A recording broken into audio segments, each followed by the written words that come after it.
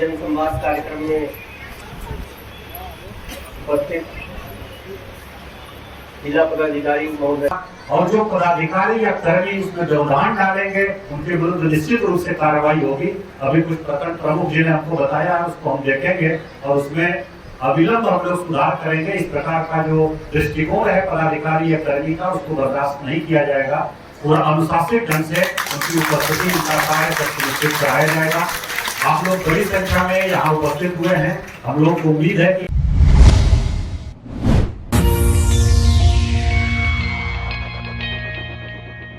जानते हैं कि दाल का कटोरा के रूप में विख्यात हमारा टाल है, वहाँ की क्या क्या समस्याएं हैं, तो ये स्थानीय लोग ही बता सकते हैं।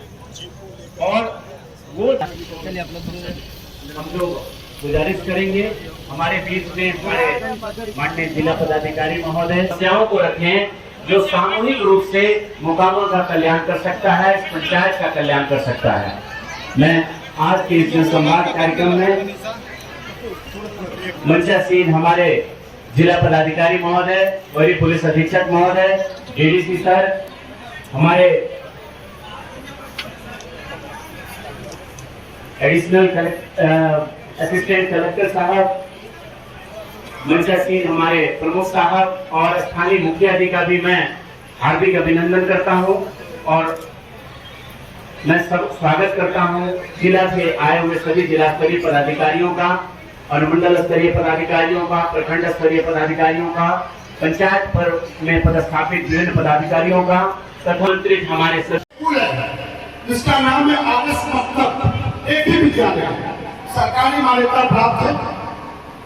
वहां पर आने से हमारे जीतने से पहले कोई स्कूल की हालत अगर अभी आपको मौका मिले तो 2 मिनट के लिए चारों ओर पानी से डूबा रहता है, चारों ओर पानी से डूबा है, बिल्डिंग अधूरा है।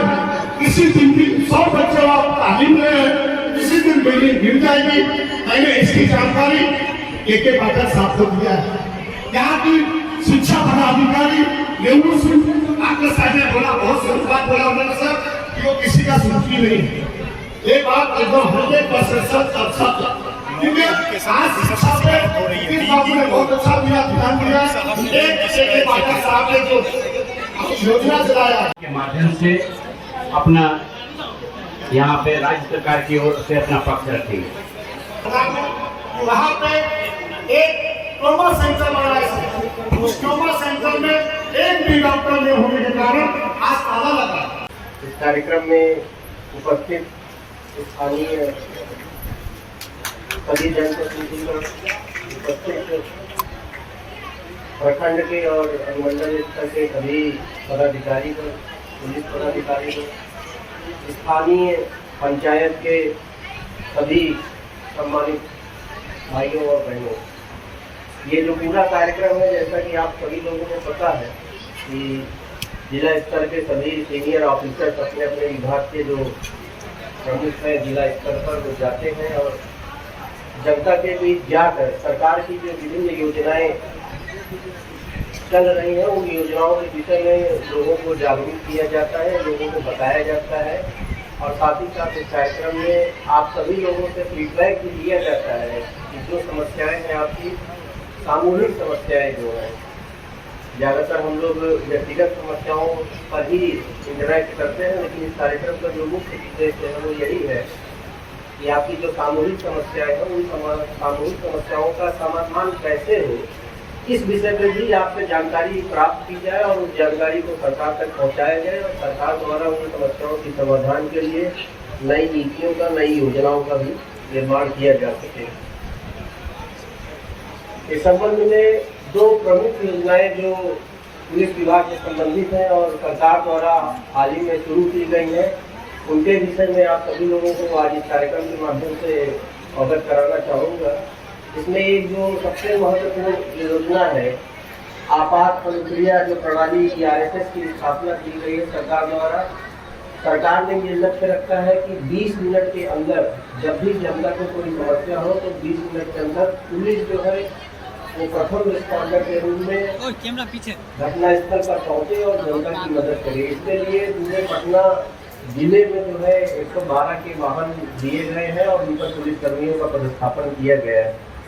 यहाँ आने से पहले जो इस प्रखंड में जो 112 के वाहन प्रतिनिधित्व है, उनका जो एवरेज समय है रिस्पांस का, जब भी शिकायत मिलती है और जब शिकायत ट्रांसफर होती है कंट्रोल रूम से, तो 15 मिनट में जो है अभी तक पिछले 8 महीने में 15 मिनट में जो वाहन प्रतिनिधित्व है वाहन द्वारा पहुँच कर और जनता की मदद की गई है।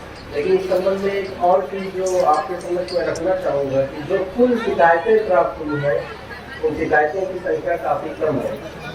तो हमारा आपसे अनुरोध होगा कि जब भी आपको किसी भी प्रकार की पुलिस की या किसी भी प्रकार की मदद की जरूरत है तो निश्चित रूप से 112 नंबर पर डायल कर सूचित करें और 15 मिनट के अंदर और हम समय को और कम कर, बल्कि मराठी में जो 112 का वाहन उपलब्ध है मराठी थाना क्षेत्र अंतर्गत, उसका जो रिस्पांस टाइम है वो 8 मिनट की है। तो हमारा ये अनुरोध होगा कि आप लोग और अधिक से अधिक शिकायतें जो है जो भी आपको मिलती हैं, कई बार आप थाना अध्यक्ष को सूचित करते हैं या सीनियर ऑफिसर को सूचित करते हैं और समय पर वो शिकायत जो है नहीं पहुंच पाती है, तो भविष्य में अगर किसी भी प्रकार की आपको कोई समस्या हो और आपको तत्काल पुलिस की जरूरत है, जरूरी है कि आपको ही हो, आप रास्ते में जा रहे हैं, आपको लगता है कहीं एक्सीडेंट हो गया, कहीं मारपीट हो गया, कहीं किसी प्रकार की ऐसी समस्या हो गई जिसमें पुलिस को हस्तक्षेप करने की आवश्यकता आपको लगता है तो निश्चित रूप से 112 नंबर पर डायल करें और पुलिस 10 से 15 मिनट के अंदर पहुंचकर समस्या का समाधान करने का प्रयास करेगी या आवश्यक होने पर दूसरे विभाग के जो स्थानीय पदाधिकारी हैं उनसे भी संपर्क करके उन समस्याओं का समाधान करने का प्रयास करेंगे। इस प्रकार से जो 112 की प्रणाली शुरू की गई है उसका अधिकतम इस्तेमाल किए जाने की जरूरत है। इसी तरह से सभी थानों में हम लोगों ने महिला हेल्प डेस्क सरकार की योजना की, सरकार के निर्देश में सभी थानों में महिला पुलिस कर्मियों की पदस्थापना की गई और महिला हेल्प डेस्क की शुरुआत की गई है। इस कार्यक्रम में भी और हम लोग जितने कार्यक्रमों में जा रहे हैं महिलाओं की जो है बहुत अच्छी भागीदारी हो रही है। तो सार्वजनिक जीवन में जो महिलाओं का रोल रहा है, स्थानीय जो निकाय है उनमें महिला जनप्रतिनिधि बड़ी संख्या में, पुलिस विभाग में अपने आप में बहुत बड़ी संख्या में महिलाएं आई हैं। हम लोग की जो संख्या बढ़ी है, इस संख्या का लाभ जो स्थानीय क्षेत्र है वहाँ की जो महिलाएं हैं उनकी भी समस्याओं का समाधान करने के लिए सभी थानों में हम लोगों ने जो है महिला हेल्प डेस्क की स्थापना की है। आगे से जब भी हमारे बीच जो महिलाएं हैं माताएं बहनें और बच्चे में आप जाती हैं और आपको लगता है कि आपको पुलिस कर्मी से बात करने में संकोच है या किसी भी कारण से आप पुलिस कर्मी से बात नहीं करना चाहते हैं तो महिला हेल्प डेस्क जो महिला पुलिस कर्मी पदस्थापित है उनसे अपनी बात करिए, उनको बोलिए कि आपकी बात सुनेंगी और आपकी बात का जो समुचित समाधान होगा वो समाधान करने में आपकी मदद करेंगे। तो ये जो दो विशेष योजनाएं हैं जो सरकार द्वारा चालित है, खासकर पुलिस विभाग से संबंधित है, 112 की और दूसरा महिला हेल्प डेस्क की। आप सभी लोगों के अनुरोध है कि इसका और अधिक उपयोग करें और अगर पुलिस विभाग से संबंधित आपको लगता है कि विभाग की क्रिया प्रणाली में और सुधार के लिए काफी सुधार है तो निश्चित रूप से सुझाव हम लोग के सामने आप रखेंगे और हम लोग बात सरकार तक पहुँचाएंगे और सरकार इस बात का प्रयास करेगी कि आपके सुझावों को अमल में लाया जाए और आने वाले समय में पुलिस की कार्यप्रणाली को और बेहतर बनाया जाए। इसी अनुरोध के साथ और इसी बात के साथ आप सभी लोगों को इस कार्यक्रम में आने के लिए बहुत बहुत धन्यवाद।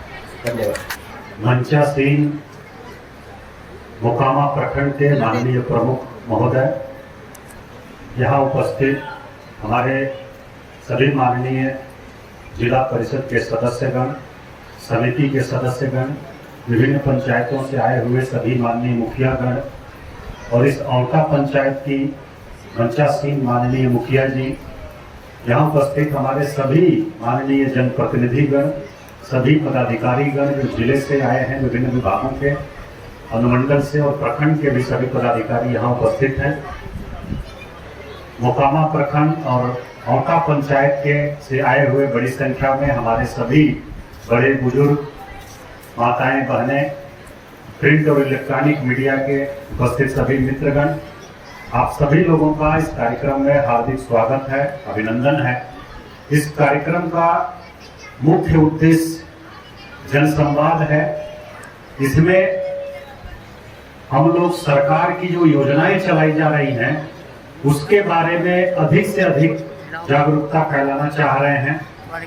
कुछ योजनाओं के बारे में आप लोगों को जानकारी होगी, कुछ में कम जानकारी होगी। हम लोग चाहते हैं कि सभी योजनाओं के बारे में आपको संपूर्ण जानकारी रहे, क्योंकि जानकारी ही आपकी ताकत है। आप जब जानेंगे तभी उसकी मांग करेंगे, वो आपका अधिकार है। सरकार ने जो योजनाएं चलाया है उसका लाभ आप सभी लोगों को मिलना चाहिए, ये आपका अधिकार है। और दूसरा उद्देश्य इसका है कि आपसे हम लोग रूबरू होकर के कुछ फीडबैक प्राप्त करें कि जो योजनाएं चल रही हैं धरातल पर उसमें कहाँ क्या कमियां हैं, कहाँ और सुधार की आवश्यकता है, ये भी हम लोग आप लोगों से बातचीत करके प्राप्त करें। हम लोग लगभग 50 की संख्या में योजनाएं हैं, 50 से अधिक संख्या में योजनाएं हैं जिनके बारे में विभिन्न माध्यमों से आपको जानकारी दे रहे हैं। एक तो पंफलेट का वितरण किया गया है, दूसरा कुछ विभिन्न पदाधिकारीगण अपने अपने विभाग की प्रमुख योजनाओं के बारे में भी जानकारी दिए हैं। वीडियो के माध्यम से भी कुछ योजनाओं के बारे में बताया गया है, और जो बचे हुए विभाग की कुछ योजनाएं थी उसके बारे में उप विकास आयुक्त महोदय ने आपको विस्तार से अभी बताया है। इस प्रकार से अधिक आप जानकारी प्राप्त करें और उसका लाभ उठाएं, यही हम लोगों का उद्देश्य है। और कोई कमी कहीं है उसको खुल करके बताएं, उसमें हम लोग निश्चित रूप से सुधार करेंगे ताकि और उसका बेहतर क्रियान्वयन हो सके और आपको उसका बेहतर लाभ मिल सके। विकास हम लोग जानते हैं कि एक निरंतर चलने वाली प्रक्रिया है। अभी आज कुछ प्राथमिकता होती है, कुछ वर्षों के बाद दूसरी होती है। एक जमाने में हम लोग देखते थे कि सड़क और बिजली की कितनी असुविधा थी, कठिनाई थी, लेकिन आज के डेट में हम लोगों ने देखा है कि सड़क ओवरऑल ठीक है, मोटा मोटी अच्छी स्थिति में है। बिजली भी हम लोग देख रहे हैं, घर घर बिजली पहुंच गई है और पर्याप्त समय तक बिजली रह भी रही है। शहरी क्षेत्रों में तो 24 घंटे, ग्रामीण क्षेत्रों में भी 15 घंटे, 18 घंटे, 20 घंटे कहीं कहीं बिजली रह रही है। कृषि के लिए अलग से कृषि फीडर बनाया जा रहा है, उसका कनेक्शन दिया जा रहा है, जिसमें निर्बाध गति से 8 घंटे बिजली उपलब्ध रहे सिंचाई के लिए। ये प्रयास हो रहा है। और जब हम लोग देखते हैं कि मानसून गैप होता है तो उसमें इसको बढ़ा दिया जाता है, 12 घंटे 16 घंटे भी करने का प्रयास किया जाता है। जबकि शुरुआती दौर में हम लोगों ने देखा कि बिजली 1 से 2 घंटे रहती थी, वो भी सभी घरों में नहीं थी, कुछ ही घरों में थी, और उसकी गुणवत्ता भी बहुत अच्छी नहीं थी। कुछ जगह तो ठीक थी, जहाँ ट्रांसफार्मर रहता था, नजदीक के लोग रहते थे, वहाँ अच्छा वोल्टेज रहता था। जहाँ दूर के लोग रहते थे, वोल्टेज की भी समस्या होती थी। ये सभी जगह थी, कोई ऐसा नहीं है मोकामा या बिहार में ही, पूरे देश की स्थिति यही थी। हम लोग भी देखे थे, हम लोगों का भी यही कहानी थी। और वोल्टेज भी उसका बहुत खराब रहता था, बस बल्ब किसी तरह जलता था, ये हम लोग देखते थे। लेकिन आज की डेट में न केवल घर घर बिजली पहुंची है, बल्कि वोल्टेज की समस्या का मोटा मोटी समाधान हो गया है, अच्छी गुणवत्ता की बिजली उपलब्ध है। तो ये विकास है, निरंतर होता रहता है। और उसके बाद फिर हम लोगों ने बाकी पुल पुलिया, इसका निर्माण हम लोगों ने देखा, अन्य जो हमारे इंफ्रास्ट्रक्चर के प्रोजेक्ट हैं उनका देखा। भवन निर्माण बड़े पैमाने पर हुआ। अभी आपका प्राथमिक स्वास्थ्य केंद्र जो है वो बिल्डिंग बन करके लगभग तैयार है और वो हैंडओवर होना है हम लोगों को। पशु अस्पताल यहाँ नहीं था, उसकी मांग की गई थी मोकामा के लोगों के द्वारा मराठी में बनाने के लिए, वो भी स्वीकृत हो गया है और बहुत जल्दी ही उसको भी हम लोग जो है निर्माण कार्य पूरा करा करके उसको भी फंक्शनल कर देंगे। सड़क का निर्माण आप देख ही रहे हैं, आपके आसपास से जो चौड़ीकरण हो रहा है समय के साथ। पहले हम लोग देखते थे राशन कार्ड बनवाना एक बड़ा इशू होता था, बड़ा मामला होता था, कैसे बनेगा। जाति आय आवासीय प्रमाण पत्र बनवाना भी एक बड़ी समस्या होती थी। कर्मचारी या पंचायत सचिव से मिलना बड़ी समस्या होती थी, रसीद कटवाने के लिए, पेंशन के लिए। पेंशन स्वीकृत कराना भी बहुत बड़ा काम होता था, लेकिन सभी का सरलीकरण किया गया है। आज के डेट में आसानी से लोक सेवाओं का अधिकार जो कानून लागू हुआ है उसके माध्यम से आपका राशन कार्ड, जाति आय आवासीय प्रमाण पत्र इत्यादि बन सकता है। कर्मचारियों की और पंचायत सचिव की भारी कमी थी, जिसके कारण 3-3, 4-4 पंचायत के प्रभार में कर्मी रहते थे और उनसे भेंट होना मुश्किल होता था। और उनकी भी बहाली बड़ी संख्या में हुई है। और उनको पदस्थापित किया गया है और बेहतर बनाने का प्रयास किया जा रहा है। जो कुछ और रिक्तियां रह गई हैं उन पर भी बहाली के लिए मांग की गई है, वो भी प्रक्रिया शुरू हो गई है। वो लोग भी आएंगे, आदमी रहेंगे तो जरूर काम करेंगे, नहीं रहने पर अनेक प्रकार की समस्याएं आती हैं, शिकायतें आती हैं। तो बहुत बड़ी यात्रा हम सभी लोगों ने तय किया है। विकास की गति निरंतर चल रही है और हम लोग अवगत हैं कि कहीं कहीं कुछ कमियां हैं, उसको भी हम लोग निरंतर सुधार के लिए प्रयासरत हैं। अभी भी हम लोग देख रहे हैं विद्यालयों में बच्चों की नामांकन और उनकी संख्या बढ़ी है। बहुत बड़ी संख्या में योजनाएं चलाई जा रही हैं बच्चों के लिए, छात्रवृत्ति, पोशाक राशि, साइकिल के लिए राशि, इस प्रकार की योजनाएं चल रही हैं। मध्याह्न भोजन आप सभी लोग अवगत हैं। और पहले जब परीक्षाएं होती थी तो उसमें लड़कों की तुलना में लड़कियों की संख्या बहुत कम रहती थी, लेकिन आज के डेट में हम लोग देखते हैं, आज के हाल के वर्षों में तो मैट्रिक और इंटरमीडिएट के जो परीक्षाएं होती हैं उसमें लड़कियों की संख्या लड़कों के बराबर रहती है और कई बार हम लोग देखते हैं कि लड़कियों की संख्या ज्यादा रहती है लड़कों से। तो ये हम लोग मानते हैं कि जो विकास प्रक्रिया चल रही है उसका परिणाम है और जो बच्चियों की शिक्षा के लिए कार्यक्रम चलाए गए हैं उसका परिणाम है कि बच्चियों की संख्या बढ़ी है। हम लोगों को अभी कुछ समस्याएं हैं, जैसे उसके लिए शिक्षक बहाली की प्रक्रिया चल रही है। अभी आप देखते होंगे कि 1,75,000 शिक्षकों के लिए परीक्षा हो चुकी है, उसका परिणाम आने वाला है और बाकी फिर से लगभग 75,000 शिक्षकों की बहाली के लिए परीक्षा होने जा रही, विज्ञापन निकलने जा रहा है। इस कमी को भी दूर किया जाएगा ताकि गुणवत्तापूर्ण शिक्षा सभी बच्चों को सरकारी विद्यालयों में उपलब्ध कराया जा सके। पंचायत सरकार विभिन्न पंचायतों में बन रहे हैं, वहाँ हम लोगों को जो पता है समस्या जो आ रही है कि पंचायत स्तरीय कर्मी पूरा समय वहां पर नहीं रह रहे हैं, उसका भी हम लोग सुनिश्चित कराएंगे और वहां भी लोक सेवा केंद्र स्थापित करने का निर्देश प्राप्त है। वहां भी लोक सेवा केंद्र फंक्शनल हो और वहां सभी कर्मी पंचायत के बैठे और आम लोगों की जो काम है, जो सेवाएं हैं, जो समस्याएं हैं उसका समाधान करें, उसको प्रदान करें, ये हम लोग प्रयास कर रहे हैं। बाकी एक अनुरोध और होगा कि विकास के साथ और कल्याणकारी कार्यक्रमों के साथ साथ सरकार ने सामाजिक सुधार के लिए भी कुछ कार्यक्रम चलाया था। आप लोग अवगत होंगे कि बहुत विशेष अभियान चलाया गया शराबबंदी के लिए। इसमें हम सभी लोगों को एक प्रहरी के रूप में अपनी भूमिका निभानी है। शराब से कितना नुकसान होता है ये बताने की जरूरत नहीं है, आप सभी लोग जानते हैं। वो विवेक का हरण कर लेता है शराब, आप जानते हैं, बुद्धि और विवेक को नष्ट और भ्रष्ट कर देता है। और मानव और पशु में जो अंतर है वो एक बुद्धि और विवेक का ही अंतर है। बुद्धि और विवेक माइनस कर दिया जाए, हटा दिया जाए तो आदमी भी पशु के समान हो जाता है, उसकी हरकत भी पशु के समान हो जाती है। तो जो आपकी सबसे बड़ी विशेषता है उसी को जो भ्रष्ट और नष्ट कर देता हो, उसके बारे में और क्या बुराइयां हैं कहने की बताने की जरूरत नहीं है। तो शराबबंदी का निरंतर आप सभी लोगों को अनुसरण करते रहना है, क्योंकि वो जन सहयोग से ही उसका प्रभावी नियंत्रण हो सकता है। कहीं पर आपको लगता है कोई कुछ गड़बड़ कर रहा है, उसकी जानकारी जरूर उपलब्ध कराएं हम लोगों को, प्रशासन को, पुलिस को, उत्पाद विभाग को। और उसके लिए कॉल सेंटर भी बना है, वहां भी फोन करके निःशुल्क है, आप सूचना दे सकते हैं जिस पर कार्रवाई होगी। दूसरा जो अभियान था हम लोगों का बाल विवाह के विरोध में और दहेज प्रथा के विरोध में। बाल विवाह ये कितने दुष्परिणाम हैं इसको भी बताने की आवश्यकता नहीं है। कम उम्र में बच्चियों की शादी हो जाने से उनके स्वास्थ्य पर बहुत गहरा प्रभाव, बहुत बुरा प्रभाव पड़ता है। उनकी शिक्षा, दीक्षा, भविष्य के कैरियर सब पर बुरा प्रभाव पड़ता है। एक तरह से उनके जीवन की संभावनाएं समाप्त हो जाती हैं। तो हम लोगों को बच्चियों को विशेष रूप से पढ़ाना है, स्कूल भेजना है, पढ़ाना है अच्छे से, और बाल विवाह नहीं होने देना है। और कहीं अगर हम लोगों के आसपास बाल विवाह होता है तो उसका पुरजोर विरोध करना है। अनुमंडल पदाधिकारी बाल विवाह निषेध के लिए नोडल पदाधिकारी होते हैं। सभी थाने में भी इस प्रकार के पदाधिकारी नामित रहते हैं। आप सूचना दे सकते हैं, आपके मुखिया जी भी उसमें एक नोडल पदाधिकारी पंचायत स्तर पर होते हैं।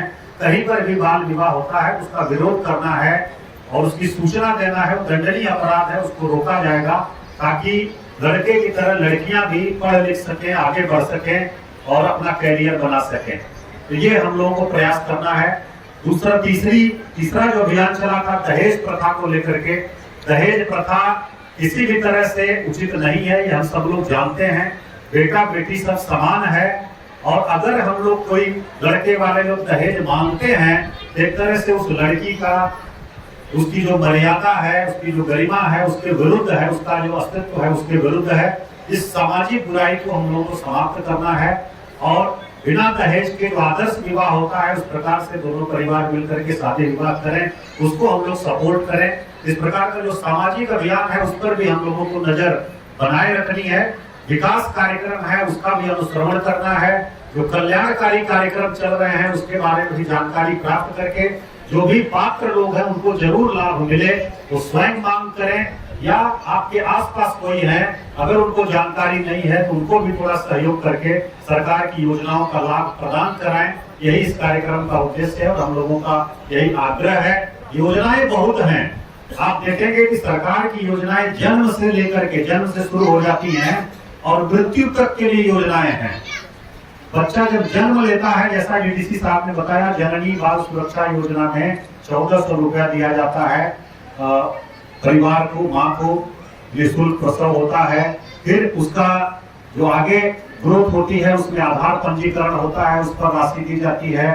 टीकाकरण, संपूर्ण टीकाकरण हो गया उस पर, फिर आंगनबाड़ी केंद्र में जाने पर, फिर विद्यालय में जाने पर छात्रवृत्ति, पोशाक और साइकिल की राशि। पास होता है इंटरमीडिएट, ग्रेजुएशन, उसमें भी मेधावृत्ति दी जाती है 10,000, 15,000, 25,000 रुपए। और फिर उसके बाद विवाह के लिए भी प्रोत्साहन राशि है, कन्या विवाह योजना में 5,000 रुपए। अंतर जातीय विवाह अगर कोई करता है उसमें भी 1 लाख रुपए का राशि देने का प्रावधान है, और उसको भी हम लोग जिला स्तर से क्रियान्वयन कर रहे हैं और दे रहे हैं। फिर वृद्धावस्था पेंशन की व्यवस्था है, और उसके बाद हम लोग देखते हैं अंत में अगर निधन होता है तो कबीर अंत्येष्टि के तहत जो गरीब परिवार हैं उनको जो है अंतिम संस्कार के लिए सहायता देने का 3,000 रुपए प्रावधान है, जो पंचायत स्तर से ही उपलब्ध होता है।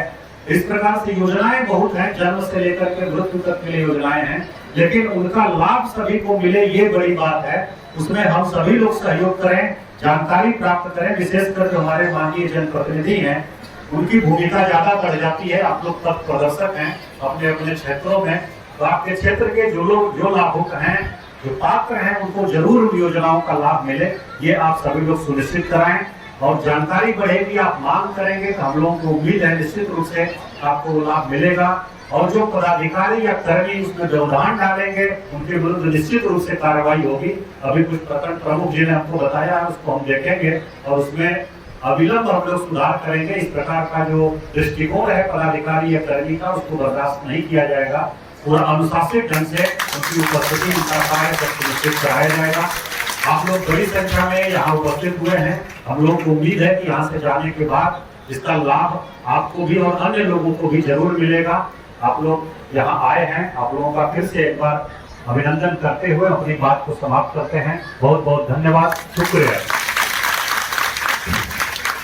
योजनाएं की जा रही हैं, लगभग 44 से अधिक विभागों की 100 से अधिक योजनाओं का क्रियान्वयन सतत रूप से किया जा रहा है। उसके बारे में जानना, समझना और सुझाव प्राप्त करना। सभी तरह के योजनाओं का डेटा आप लोगों को उपलब्ध कराया गया है, परंतु मैं आप ही के बीच यहां पर उपस्थित 1 या 2 लाभुकों की जीवनी से बताना चाहूंगा कि उनके जीवन में विगत 10 से 15 वर्षों में बिजली, पानी, स्वास्थ्य, जन कल्याणकारी योजनाओं से अभूतपूर्व बदलाव एवं विकास आया है। जब शादीशुदा महिला अपने परिवार में आई और उन्होंने अंतर जातीय विवाह किया तो 1 लाख रुपए का साध्वी प्रमाण पत्र निर्गत किया गया अंतर जातीय प्रोत्साहन, विवाह प्रोत्साहन योजना अंतर्गत। उसके बाद जब वह गर्भवती हुई, सरकारी अस्पताल में नियमित रूप से उनका देखरेख किया गया, कंसल्टेशन किया गया, डॉक्टर्स उपस्थित थे। और उसके बाद प्रसव के बाद जननी बाल सुरक्षा योजना के तहत 1400 रुपए की राशि उन्हें प्रदान हुई। उनके बच्चे सरकारी स्कूल में पढ़े, मुख्यमंत्री कन्या उत्थान योजना अंतर्गत बालिका के जन्म पे उनको 2000 रुपए की राशि उपलब्ध हुई। एक साल जब उस बालिका ने अपना उम्र पूरा किया तो 1000 रुपए और उपलब्ध की, और सरकारी अस्पतालों के माध्यम से जब उनका संपूर्ण टीकाकरण हुआ तो 2 साल के उम्र में उन्हें मुख्यमंत्री कन्या उत्थान योजना अंतर्गत 2000 रुपए की राशि और मिली। सरकार, शिक्षा विभाग एवं मुख्यमंत्री कन्या उत्थान योजना, पोशाक योजना, बालक बालिका साइकिल योजना, छात्रवृत्ति योजना अंतर्गत उन्हें विभिन्न चरणों में 1200-1800 रुपए छात्रवृत्ति माध्यम से, पोशाक योजना अंतर्गत, साइकिल योजना अंतर्गत 3000 रुपए और इंटरमीडिएट पास करने के उपरांत 10,000 और कॉलेज में 25,000 रुपए की राशि प्राप्त हुई। उसके बाद उन्होंने देखा कि जीविका ग्राम संगठन के माध्यम से व्यवसायिक एवं सामाजिक पहलुओं को समझने और सशक्त होने का एक माध्यम है, तो उन्होंने 1 लाख रुपए का लोन लिया एक दुकान चलाने के लिए जीविका के माध्यम से, संगठन के माध्यम से, और आज प्रति माह 15 से 20,000 रुपए के सेल से एक वर्ष में लगभग 2.5 से 3 लाख रुपए की आमदनी कर रहे हैं। साथ ही साथ उन्हें आवास योजना अंतर्गत 1,20,000 रुपए प्राप्त हुआ, शौचालय या इज्जत घर हेतु 12,000 रुपए प्राप्त हुआ, और ये सिर्फ उनके लिए नहीं, 19,200 लाभुकों को लोहिया स्वच्छ बिहार अभियान अंतर्गत और 4,757 लाभुकों को इस पूरे प्रखंड अंतर्गत आवास योजना अंतर्गत लाभ प्राप्त हुआ। उनके परिवार के सदस्यों का राशन कार्ड बना, जिससे चावल और गेहूं नियमित रूप से उन्हें मिलता है। इस प्रखंड अंतर्गत 33,000 लोगों का राशन कार्ड निर्गत है। अच्छा व्यवसाय कर रहे हैं। दूसरे बच्चे ने उस व्यवसाय को जोड़ने के लिए और रोजगार हेतु मुख्यमंत्री ग्राम परिवहन योजना के तहत 6 चक्का वाहन क्रय किया, जिसमें उन्हें 50% अनुदान प्राप्त हुआ, और आज वह अपना रोजगार कर रहे हैं और अपने भाई को भी मुख्यमंत्री उद्यमी योजना में जो उन्हें रॉ मटेरियल खरीदना है कपड़ों का, और उसका जो उत्पादन होता है उसको बेचने में भी सहायता कर रहे हैं, और ग्रामीण क्षेत्र में एक से दूसरे क्षेत्र में परिवहन कर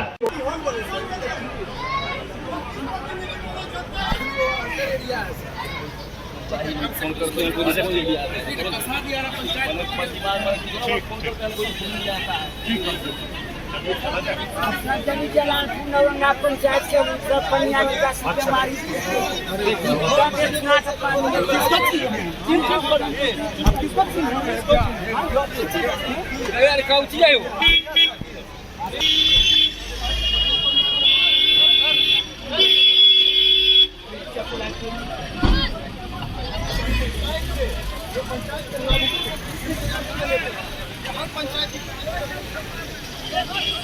अरे पपुआ